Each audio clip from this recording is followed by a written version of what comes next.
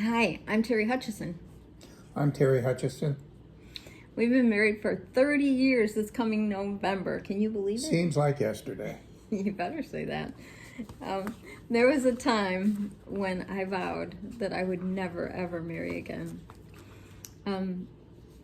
I was married to, he was my high school sweetheart, and we got married very young, and it ended in divorce.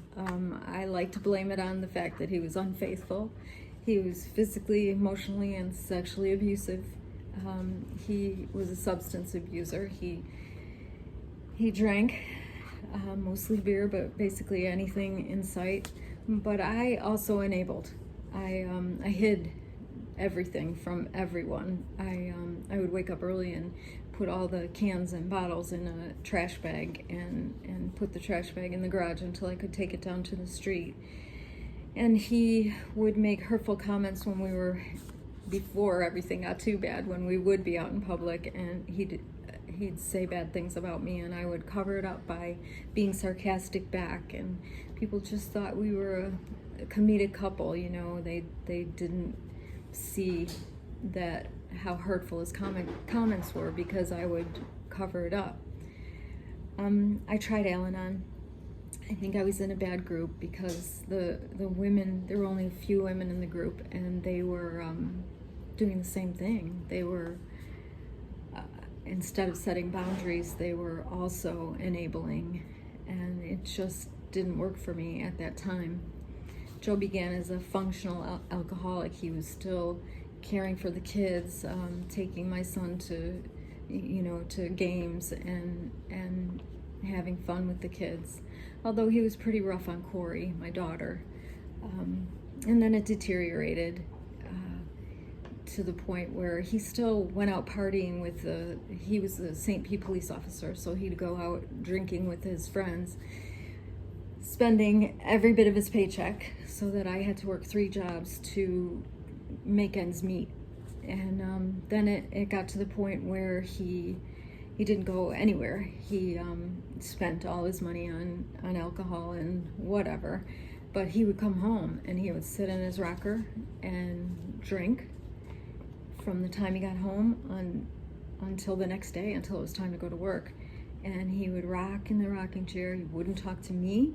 He wouldn't talk to the kids. He would just listen to Jimmy Buffett the whole time. I guess he listened to other things, but I just remember Jimmy Buffett. Sorry, Jimmy Buffett fans. I have a problem with Jimmy Buffett. It's getting better, though.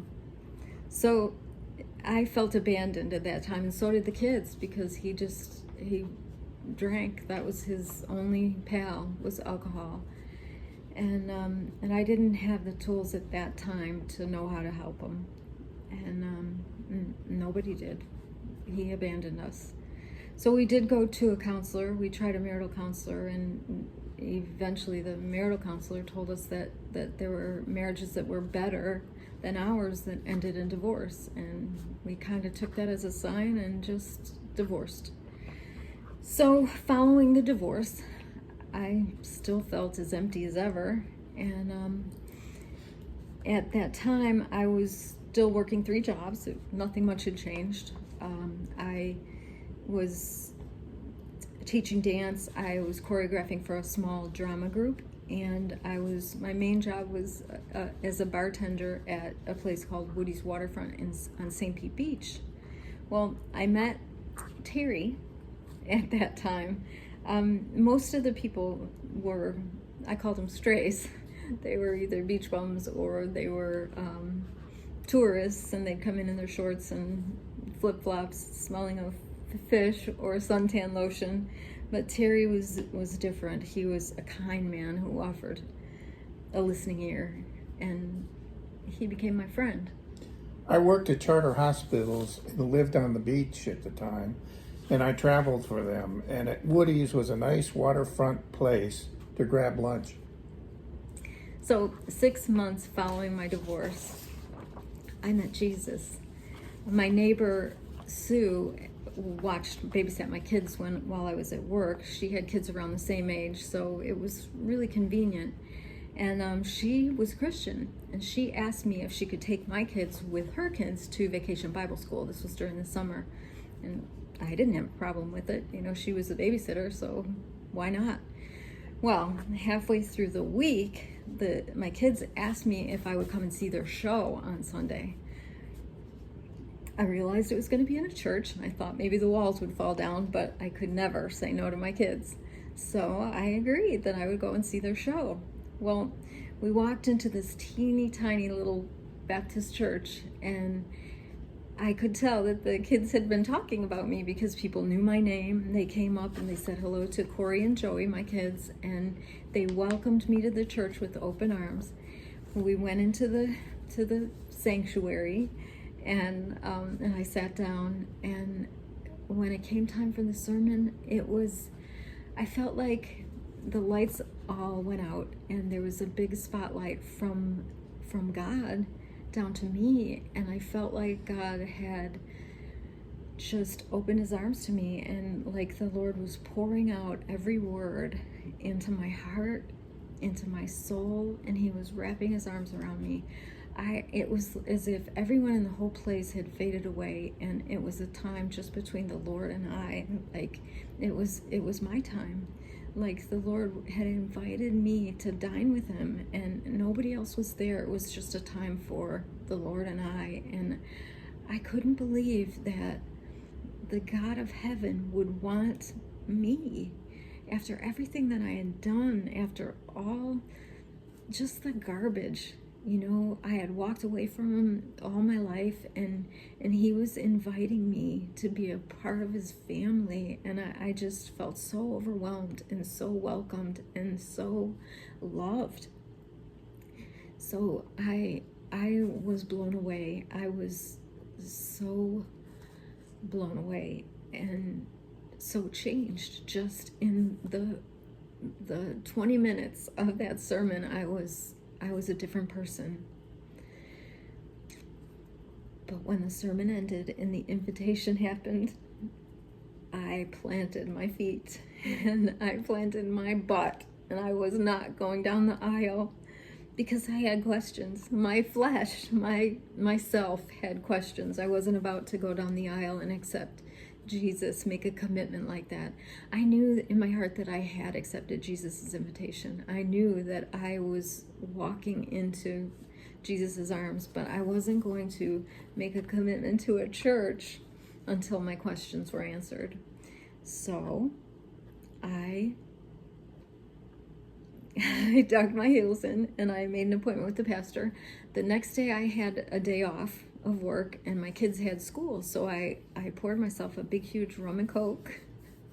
I was still kind of in the world, and I took a pack of cigarettes, a Bible that someone had given me that had a concordance at the back of it, and a beach towel. I went to the beach and I dug in. I was looking for loopholes. I wanted to see if there were some loopholes in there. I was afraid that God was going to make me go back to Joe, and I didn't want that. I had some other questions because remember I said I never wanted to get married again. So I wanted to find out if there were some loopholes about, certain things and getting married again. And I was worried about the Catholic thing and my mom and some other things. So I went to the beach and I searched for loopholes. I didn't find any loopholes. And I didn't quite get the answers that I was searching for, but I continued to pray. I had a talk with my pastor.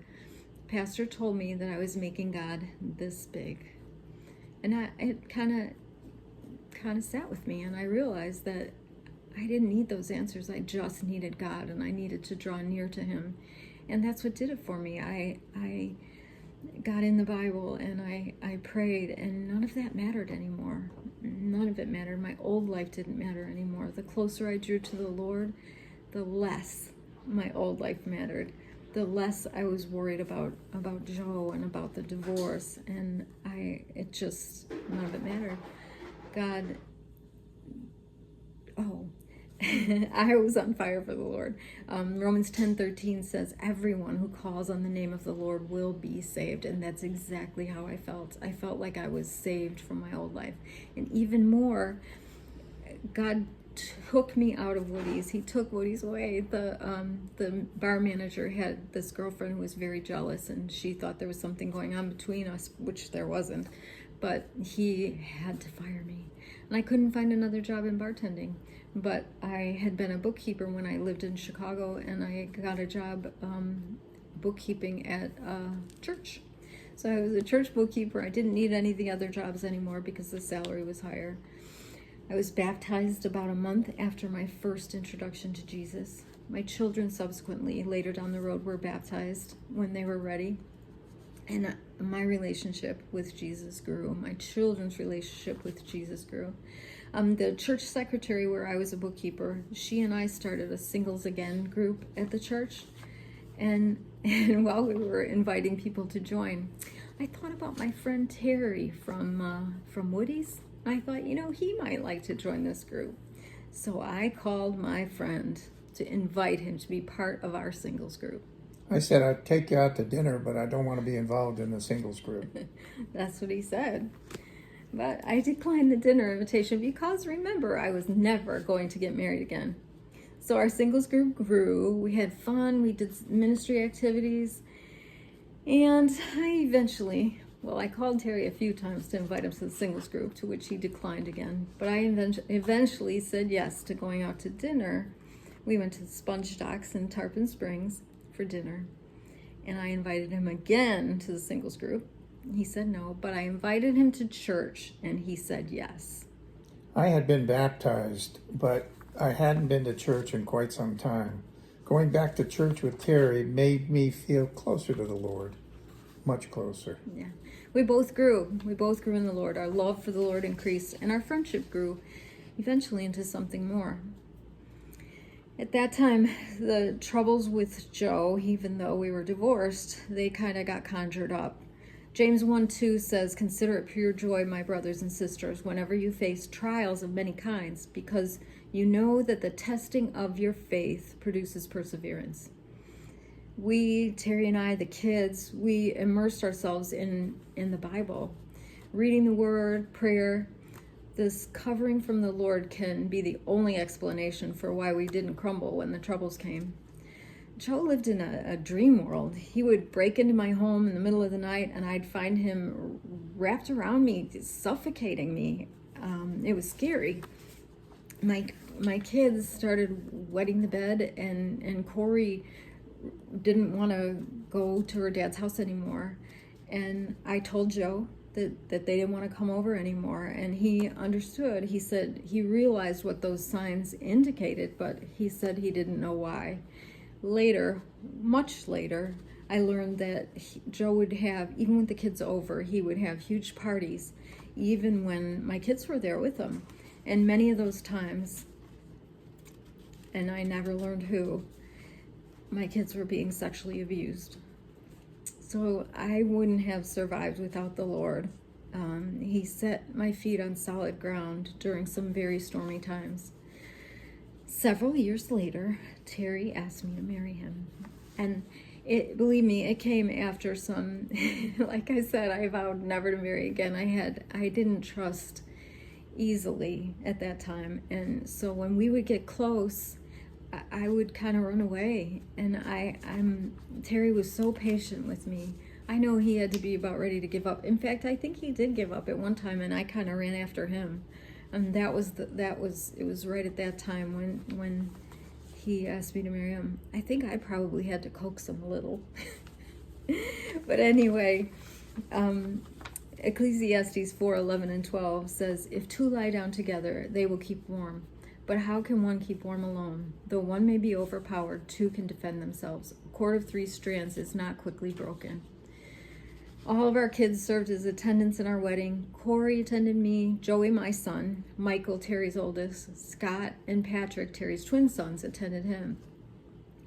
We ended up moving the wedding up. It was going to be on February 4th, 1994, but we moved it up because we were anxious. Moved it up to November 27th, 1993. We just couldn't wait, so we moved it up. Kay and I, that was the church secretary, and I had passed the baton for the singles ministry onto somebody else.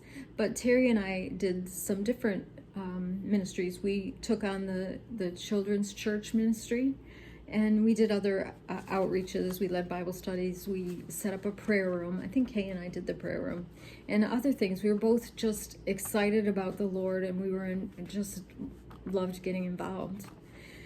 Well, February 4th, 1994, the date that we were supposed to get married, we received a knock on the door at about 2:34 a.m. I looked out the little peek hole in the door, and I saw Captain Hart, who I recognized, and a victim's advocate, a woman, and two uniformed police officers. I opened the door, and they told me that Joe had shot himself dead. He killed himself. The victim's advocate told me that I had to tell the kids, I had to be truthful with them because they would find out, but I really didn't want to tell them. But we made it through. We told them, and got through all the tears and the pain.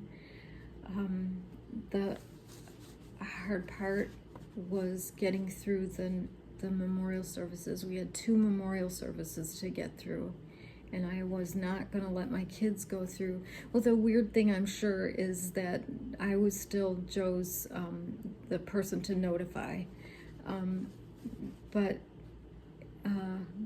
anyway, we had 2 memorial services to get through, one in St. Pete with all the police officers, and then one in Chicago with his family and his friends, his high school friends and whatnot. So Ephesians 5:25 says, "Husbands, love your wives just as Christ loved the church and gave himself up for her." And Terry did this for me and for the kids. He took off work for a couple weeks, and he stayed by my side and by the kids' side. The memorial service given by the St. Pete police, it was wall-to-wall uniforms, and you have to picture the uniformed police officers with their guns coming up to me and giving their condolences and telling me how much Joe loved me and glaring at my husband. I was there for the kids because the kids didn't want to be alone. And Terry was there for me. He held me up. He stood by my side. And I mean, you just have to picture it because it's hard to explain, but it had to be so scary. But it was hard. His, I don't know how to explain it there. It was full and it was painful. And then in Chicago, all of his friends who, like I said, I covered it up. I enabled him. So nobody there. I had one of his friends who still was my friend asked me, what happened? And I said something about the couple rehabs. He didn't have a clue that there were any rehabs. So it was horrific. And Terry stayed by my side the whole time, not even flinching. So during the aftermath of all of this, we went to family counseling, individual counseling, we prayed, and the kids went through some rough times, some kids at school, because Joe, before he got too horrible, Joey had asked him to come to school and talk about during career day, and Joe did. He had gone to school and talked, so some of the kids knew him. Well, one of those kids went up to my daughter and said, "Your daddy's not a hero, he killed himself." So the kids were crushed, and they were, because it was in the newspapers. So the kids went through their own torment. Well, Ephesians 5:28 says, "In the same way, husbands ought to love their wives as their own bodies. He who loves his wife loves himself." And Terry did that. He stood by me, he stood by the kids, and he never once thought about himself or tried to run away. He was right there. So, but instead of pulling away from God, through this, we all drew near to God. Terry and I drew near to God. We watched our kids drawing near to God. 2 Corinthians 13:11 says, "Encourage one another, be of one mind, live in peace, and the God of love and peace will be with you." Terry encouraged me at that time to get my degree. I went to school. I earned an undergraduate degree in English education, and when I graduated, I started teaching. I first taught at the public school, and then I started teaching at a private school.